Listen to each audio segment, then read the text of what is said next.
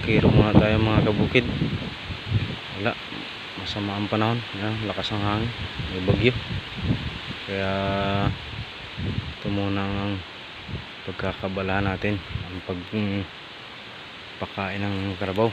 Kasi ilang araw na hindi napakain ng maayos. Kasi nga sa panahon laging umuulan. Ayan, ang maliit na kalabaw lumubog na sa damuhan. Gutom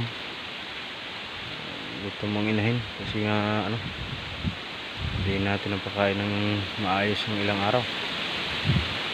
Ngayon nga masama pa rin ang panahon, lakas pa rin. Tanaw ang dagat dito, medyo malabo nga lang pero dagat yun.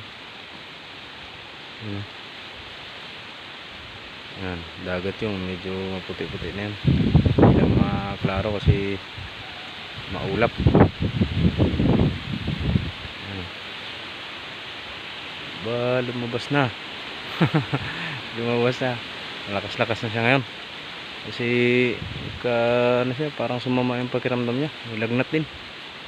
Kaya na siya ngayon, medyo masigla-sigla na. Ibig sabihin yan, parang gumaganda na ang kanyang pakiramdam.